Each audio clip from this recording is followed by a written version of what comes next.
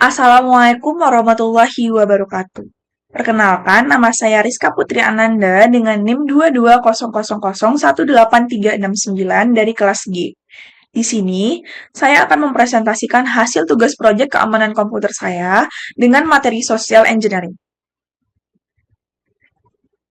Daftar isi dari tugas proyek saya yang pertama ada terminologi, kategori, contoh kasus, software dan hardware, cara pencegahan atau penanggulangan, serta referensi. Yang pertama, ada terminologi. Social engineering adalah cara untuk mempengaruhi orang agar melakukan sesuatu atau memberikan informasi rahasia tanpa disadari.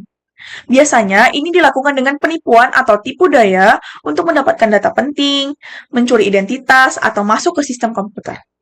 Social engineering merupakan tindakan mendapatkan akses yang tidak sah ke suatu sistem atau informasi sensitif. Seperti kata sandi, melalui penggunaan kepercayaan dan membangun hubungan dengan mereka yang memiliki akses terhadap informasi tersebut. Manusia mudah dimanipulasi untuk memberikan informasi atau detail lainnya yang mungkin berguna bagi penyerang. Kata Chief Operating Officer dari Social Engineering, yaitu para pelaku social engineering tidak selalu orang yang teknis, tetapi orang yang cerdik dan licik. Oleh karena itu, kita harus lebih waspada dan hati-hati untuk terhindar dari social engineering ini. Selanjutnya ada kategori. Ada dua kategori utama dari social engineering. Yang pertama, penipuan berbasis komputer atau teknologi. Dilakukan dengan memanfaatkan perangkat atau sistem untuk menipu korban agar percaya bahwa mereka sedang berinteraksi dengan sistem yang asli. Pendekatan ini sering melibatkan media elektronik seperti email, situs web palsu, atau perangkat lunak berbahaya. Contohnya adalah phishing, smishing, dan phishing. Yang kedua ada penipuan berbasis manusia. Dilakukan melalui manipulasi dengan memanfaatkan ketidaktahuan korban dan pelaku sering berpura-pura menjadi orang lain yang sering dipercayai oleh korban, seperti rekan kerja atau teknisi, untuk mendapatkan akses atau informasi rahasia. Pelaku juga bisa memanfaatkan ketidaktahuan korban, di mana pelaku secara diam-diam mengamati aktivitas korban, seperti mengetik PIN atau melihat data di layar komputer. Lalu ada berbagai macam jenis-jenis social engineering. Yang pertama ada scareware. Scareware adalah modus penipuan online yang menampilkan pop-up atau peringatan palsu di perangkat korban, seolah-olah perangkat tersebut sedang terancam virus atau malware yang berbahaya. Kedua ada pretexting. Pretexting adalah teknik memanipulasi seseorang dengan tujuan mendapatkan informasi melalui skenario tertentu. Penipu yang melakukan pretexting melakukan penyamaran sebagai pihak yang berwenang atau sejenisnya. Lalu, mereka akan meminta untuk korban memberikan informasi sensitif karena dibutuhkan untuk keperluan penting menyangkut kebutuhan korban. Lalu ada phishing.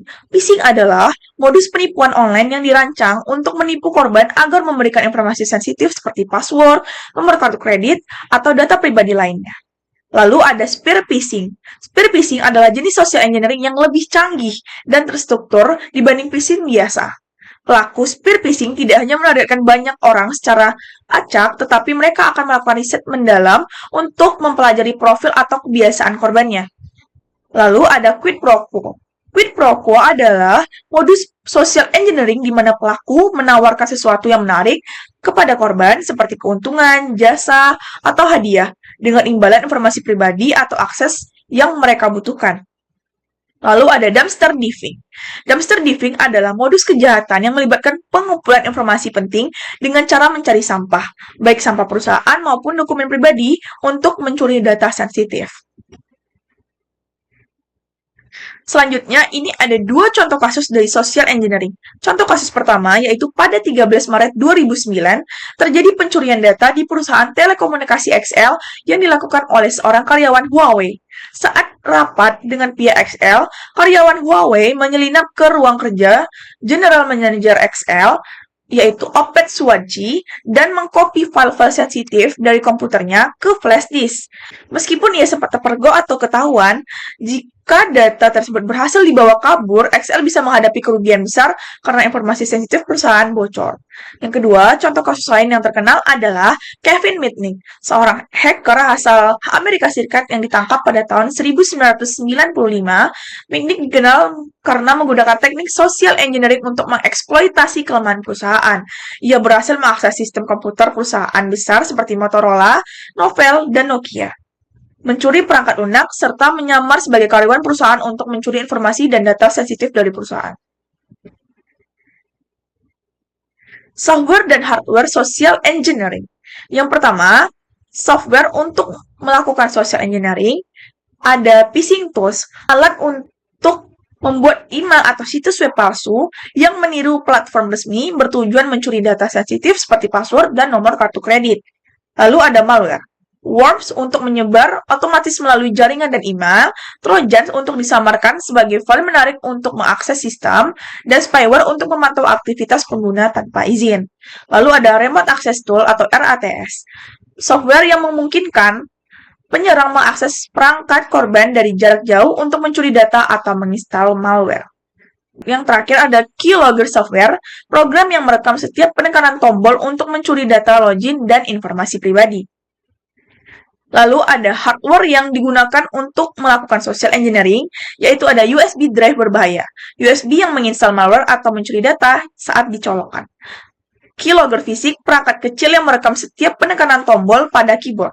Skimming device, alat yang dipasang di mesin ATM untuk mencuri data kartu kredit.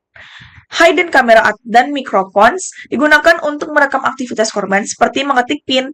Dan fake Wi-Fi hotspot, jaringan Wi-Fi palsu untuk mencuri data perangkat yang terhubung. Software dan hardware berdasarkan contoh kasus. Pada kasus XL 2009, pelaku menggunakan software Windows, My Document, dan hardware komputer milik General Manager XL dan flash disk pelaku. Pada kasus Kevin Mitnick, pelaku menggunakan software Unix atau Linux, Remote Access Tools, email client, dan cracking tools, dan menggunakan hardware server perusahaan seperti Motorola, Novell, dan lain-lain, dan jaringan internet. Cara pencegahan dari social engineering yang pertama, hindari pembagian data pribadi. Jangan sembarangan memberikan informasi pribadi seperti alamat, nomor telepon, atau data sensitif. Pastikan hanya berbagi di platform terpercaya. Yang kedua, gunakan multifaktor authentication atau MFA. Tambahkan lapisan keamanan ekstra seperti kode OTP atau biometrik untuk melindungi akun dari akses tidak sah. Yang ketiga, memanfaatkan password manager. Gunakan password unik untuk setiap akun dan simpan dengan aman menggunakan password manager. Yang keempat, ada waspadai file yang diunduh. Pastikan situs aman dan memiliki sertifikat SSL sebelum mengunduh file. Hindari membuka tautan atau lampiran dari pengirim yang tidak dikenal. Dan pasang antivirus dan anti-malware. Lindungi perangkat dengan antivirus dan anti-malware untuk mencegah pencurian data akibat malware. Kita harus lebih berhati-hati untuk mencegah terjadinya social engineering. Dan yang terakhir ada referensi. Dari tugas proyek yang telah saya presentasikan tadi, saya mengambil referensi dari berbagai jurnal dan artikel. Seperti di bawah ini. Sekian presentasi tugas proyek keamanan komputer saya mengenai materi social engineering. Lebih dan kurang saya mohon maaf. Assalamualaikum warahmatullahi wabarakatuh.